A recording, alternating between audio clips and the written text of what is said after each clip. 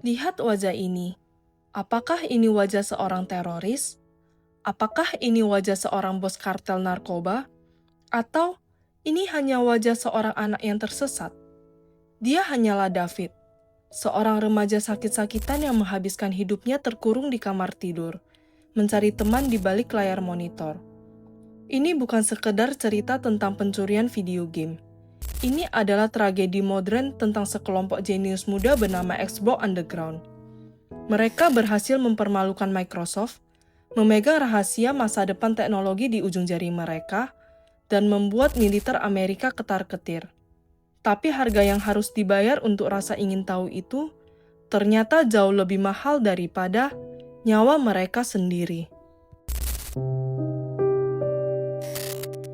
David Pokora lahir di keluarga imigran Polandia di Mississauga, Kanada. Seperti banyak kisah jenius teknologi lainnya, masa kecil David didefinisikan oleh dua hal, isolasi dan layar monitor. Dia bukan anak yang populer di sekolah. David tumbuh sebagai pribadi yang tertutup, pendiam, dan canggung secara sosial. Namun, di balik keheningan itu, otaknya bekerja dengan kecepatan yang jauh melampaui teman-teman sebayanya. Titik baliknya terjadi ketika dia pertama kali menyentuh komputer. Bagi kita, komputer mungkin hanya alat kerja atau hiburan. Bagi David kecil, itu adalah satu-satunya teman yang mengerti bahasanya. Di dunia nyata, dia mungkin diabaikan. Terlebih lagi, David menderita penyakit celiak yang membatasi diet dan aktivitas sosialnya.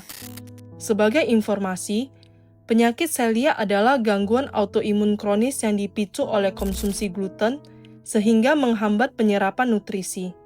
Tapi di depan layar, dia adalah Tuhan atas dunianya sendiri.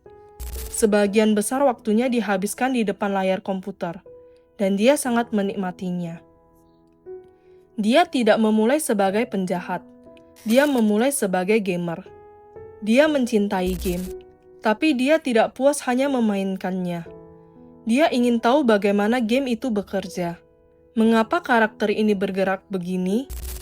Apa yang ada di balik tembok yang tidak bisa ditembus ini?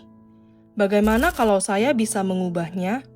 Rasa ingin tahu yang murni ini, ditambah dengan kondisi kesehatannya, membuatnya semakin terbenam dalam dunia digital. Di sana, di forum-forum internet, dia bukan lagi David si anak imigran yang sakit-sakitan. Dia adalah Xenom, dihormati, dikagumi. David hanyalah anak cerdas yang mencari tempat di mana dia merasa punya kendali. Dia tidak mencari uang. Dia mencari pengakuan.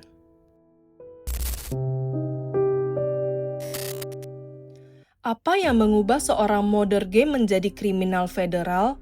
Pemicunya adalah adiksi terhadap akses. Awalnya hanya modding sederhana, mengubah warna baju karakter di Halo, dan memanipulasi skor. Tapi bagi otak seperti David, tantangan itu terlalu mudah. Dia butuh dosis yang lebih tinggi. Dia ingin lebih dari sekedar mengubah baju di dalam game. Psikologisnya bergeser. Ada sensasi God Mode atau mode Tuhan ketika Anda mengetahui sesuatu yang belum diketahui orang lain di seluruh dunia. Bayangkan, memegang source code game yang baru akan dirilis 6 bulan lagi. Rasanya seperti memegang masa depan di tangan. David tidak melakukan ini untuk merusak. Dia melakukannya karena dia bisa. Ini adalah ego intelektual. Di sekolah, dia bukan siapa-siapa. Di jaringan partnernet milik Microsoft, sebuah jaringan eksklusif untuk pengembang game, dia adalah hantu yang bisa berjalan menembus dinding. Pemicu utamanya bukanlah keserakahan finansial, melainkan validasi. Ketika dia berhasil membobol server kecil, adrenalinnya melonjak. Jika aku bisa masuk ke sini, apakah aku bisa masuk ke sana? Pertanyaan itu menjadi candu. Tanpa sadar, dia telah melangkah dari sekedar mengintip pagar menjadi mendobrak pintu utama. Dan dia tidak sendirian. David bertemu dengan rekan-rekannya secara online.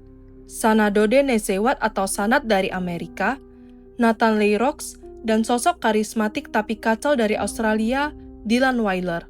Mereka menyebut kelompok ini dengan Xbox Underground. Bersama, mereka bukan lagi anak-anak iseng.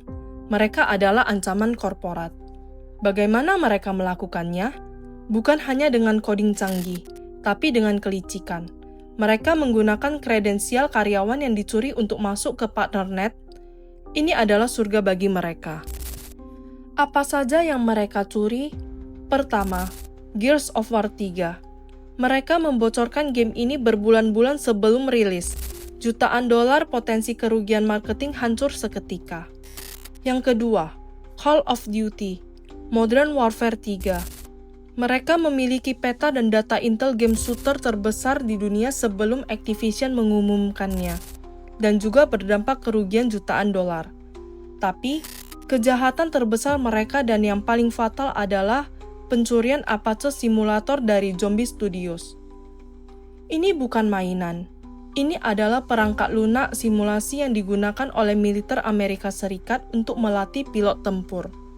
Saat David dan timnya mengambil data ini, mereka tidak sadar bahwa mereka baru saja mencolek Departemen Pertahanan Amerika Serikat. Status mereka berubah dari hacker game menjadi ancaman keamanan nasional. Lalu ada insiden Durango. Nathan Leroux berhasil merakit dan bahkan merencana menjual prototipe Xbox One atau yang saat ini memiliki kode nama Durango yang belum dirilis. Bagaimana dengan gaya hidup mereka? Sanat dan Dylan menikmati ketenaran, memamerkan uang dan kekuasaan. Bagaimana dengan David? David tetap di kamarnya. Dia arsiteknya. Tapi dia tidak menikmati hasil curiannya seperti yang lain. Dia terjebak dalam rasa tak terkalahkan yang semu. Dia merasa sistem itu miliknya. Dampaknya brutal. Microsoft dan perusahaan lain panik. Mereka menghabiskan jutaan dolar untuk menambal keamanan. Karyawan difitnah dan dicurigai. Dan data militer Amerika Serikat terekspos. Ini bukan lagi kenakalan remaja. Kenakalan remaja ini sudah menjadi ancaman nasional. Dan akhirnya, FBI pun terlibat. FBI tidak bodoh. Mereka lambat, tapi pasti. Kesalahan Xbox Underground adalah arogansi. Dylan Weiler terlalu berisik di media sosial, dan Sanat terlalu ceroboh dengan uangnya. Penyidik mulai mengawasi. Mereka menyadap telepon. Ada momen absurd namun nyata, di mana FBI mendengarkan percakapan mereka tentang jual-beli prototipe Xbox seolah-olah itu transaksi narkoba. Mereka tidak sadar sedang diawasi pihak berwenang. Momen kejatuhan David adalah ironi yang menyakitkan. Pada tahun 2014, David yang merasa dirinya aman di Kanada memutuskan untuk masuk ke Amerika Serikat lewat jalur darat untuk mengambil sebuah perangkat bumper mobil yang ia pesan. Dia tidak tahu bahwa namanya sudah ada di daftar pencarian perbatasan. Saat mobilnya berhenti di pos pemeriksaan perbatasan Lewiston Queenston Bright, petugas memintanya menepi. Itu adalah perjalanan satu arah. David ditangkap di tempat, kepalanya tertunduk, tanpa perlawanan, tanpa adegan tembak-menembak. Hanya seorang pemuda pucat yang menyadari bahwa hidupnya baru saja berakhir. Di sisi lain, rekan-rekannya digerebek di rumah masing-masing. FBI menyita server, komputer, dan tumpukan uang tunai. Pesta telah usai. David Pokora mencetak sejarah, tapi bukan sejarah yang dia inginkan. Dia menjadi hacker asing pertama yang dijatuhi hukuman di tanah Amerika Serikat karena pencurian properti intelektual dagang. Vonisnya 18 bulan penjara. Mungkin terdengar ringan bagi sebagian orang, tapi bagi David, itu menghancurkan masa depannya. Label felon atau kriminal berat akan melekat selamanya. Bagaimana dengan yang lainnya? Dylan Weiler melarikan diri dari Australia dan hidup dalam pelarian di Eropa Timur. Tidak bisa kembali ke rumah. Sanat dan yang lainnya menjalani hukuman mereka. Dan David, dia mencoba membangun kembali hidupnya dari nol, dengan bayang-bayang masa lalu yang selalu menghantui. Apakah David penjahat murni?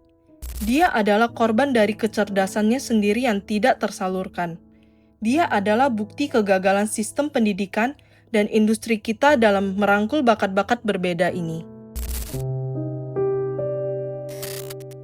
Jika saja Microsoft melihat bakat David lebih awal dan memberikan pekerjaan, bukan borgol. Jika saja ada mentor yang membimbing rasa ingin tahunya ke arah etis. Mungkin hari ini David Pokora akan menjadi kepala keamanan cyber yang melindungi data kita. Kisah Xbox Underground adalah peringatan.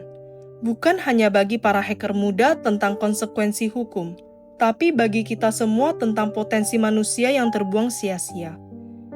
Terima kasih telah menonton Sisi Biner.